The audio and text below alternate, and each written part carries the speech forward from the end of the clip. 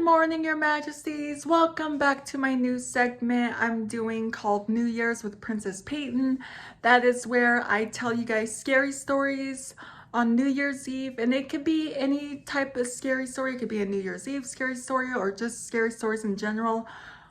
And I do that from December 31st all the way up till January 28th. So I hope you guys are gonna stick around, and I hope you guys don't go anywhere. Okay, this one is called Brother's Revenge.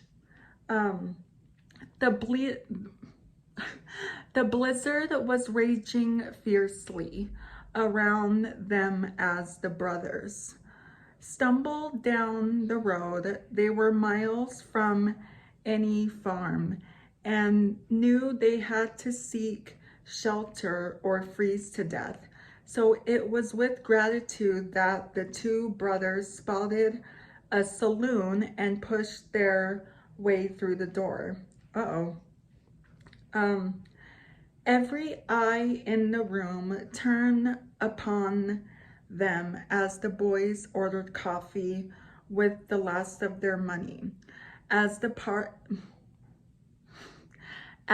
bartender went to fetch the hot drink, most of the regulars returned to their conversations.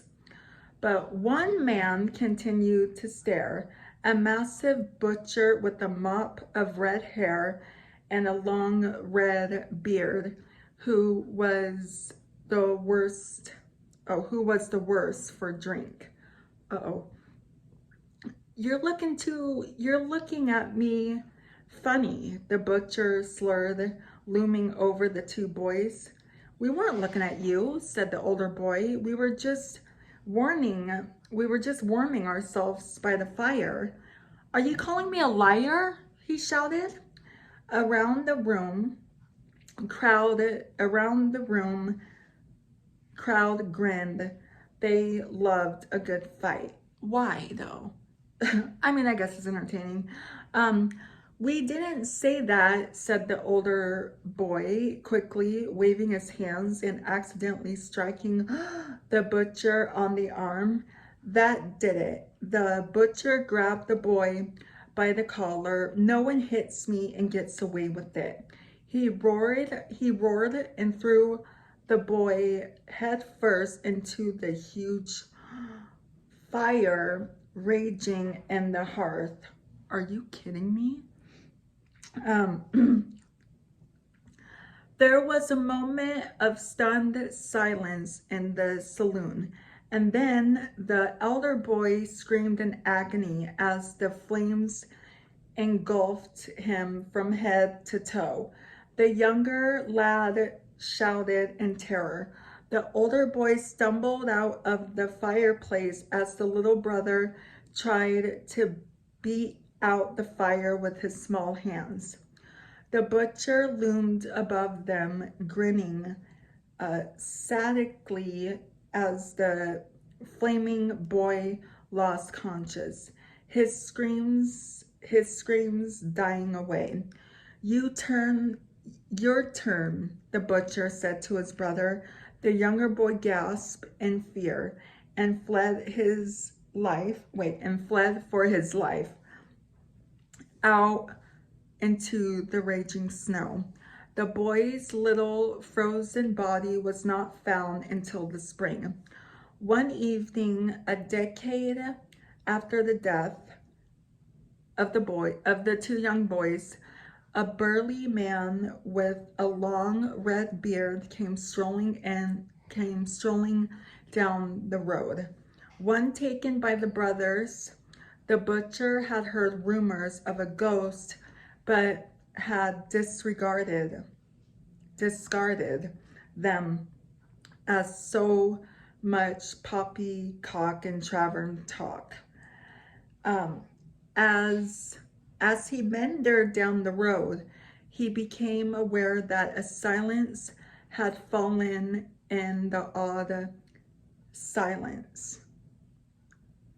He heard the footsteps of a large animal They walked when he walked, and stopped when he stops.